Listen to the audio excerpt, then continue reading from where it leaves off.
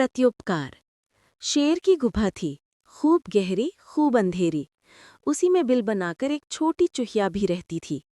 शेर जो शिकार लाता, उसकी बची हड्डियों में लगा मांस चूहिया के लिए बहुत था। शेर जब जंगल में चला जाता तब वह बिल से निकलती और हड्डियों में लगे मांस को कुतरकर पेट भर लेती। खूब मोटी हो गई थी वो। एक दिन शेर दोपहर में सोया था। चूहिया को भूख लगी। वह बिल से बाहर निकली और उसने अपना पेट भर लिया। मांस रहते रहते उसका भय दूर हो गया था। पेट भर जाने पर वो शेर के शरीर पर चढ़ गई। शेर का कोमल चिकना शरीर उसे बहुत पसंद आया। उसे बड़ा आनंद आया। वो उसके पैर, पीठ, गर्दन और मुख पर इधर से उधर दौड़ने लगे। इस धमा चौकड़ी में शेर की नींद खुल गई। उसने पंजा उठाकर चूजा को पकड़ लिया और डांटा। क्यों री, मेरे शरीर पर ये क्या उधम मचा रखा है तूने? चूहिया की सिट्टी पिट्टी गुम हो गई। अब मरी तब मरी।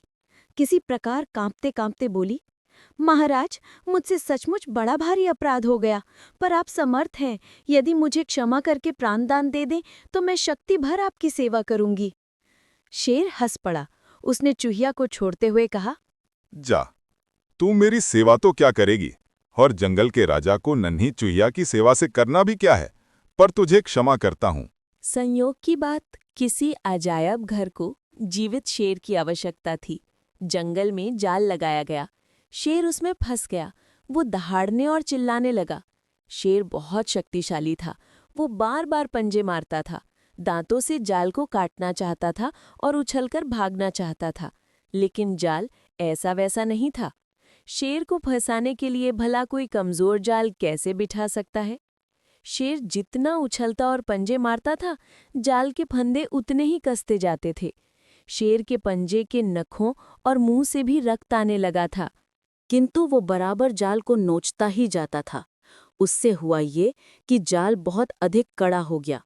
उसके बंधन इतने कस गए कि शेर अब हिल भी नहीं सकता था। जंगल का राजा शेर जाल में पड़ा पड़ा दहाड़ रहा था। वो कभी किसी से डरा नहीं था, कभी किसी ने उसे बांधा नहीं था। उसे बंधन में पड़ना बहुत बुरा लग रहा था, किंतु अब वो कर भी क्या सकता था।